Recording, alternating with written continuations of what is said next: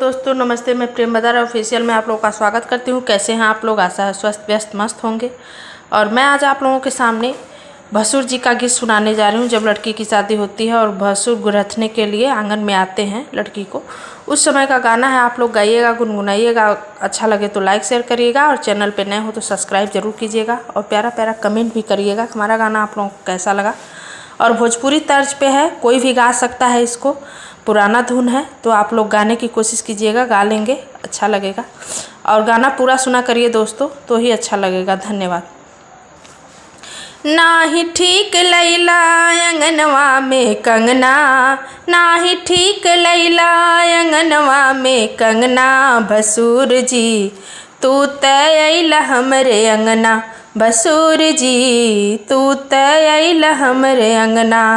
नाही ठीक लैला अंगनवा में कंगना, नाही ठीक लैला अंगनवा में कंगना।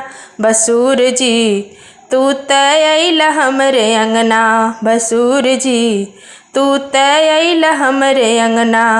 पैंट निकारी के पहिरिला तू साड़ी, अंगना में हमरे तू बन में हरारू। पैंट निकारी के पहिरिला तू साड़ी, अंगना में हमरे तू बन में हरारू। ठुमका लगाव नहीं त गिरी हम डंडा, ठुमका लगाव नहीं त गिरी हम डंडा। भसुर जी तू ते बाड़ा लफंगा, भसुर जी तू ते बाड़ा लफंगा। नाही ठीक लैला अंगनवा में हरवा, नाही ठीक लैला अंगनवा में गहना।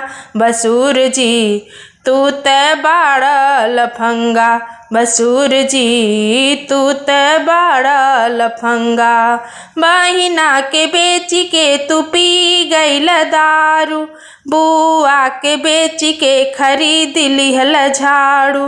बहिना के बेची के तू पी गईला दारू, बुआ के बेची के खरीद लिहल झाड़ू। झाड़ू लगाव नहीं त गिरी हम डंडा, भसुर जी तू ते बाड़ा लफंगा, भसुर जी तू ते बाड़ा लफंगा। नाही ठीक लैला अंगनवा में डलवा, नाही ठीक लैला अंगनवा में डलवा। भसुर जी तू तैला हमरे अंगना, भसुर जी तू तैला हमरे अंगना, भसुर जी तू तैला हमरे अंगना।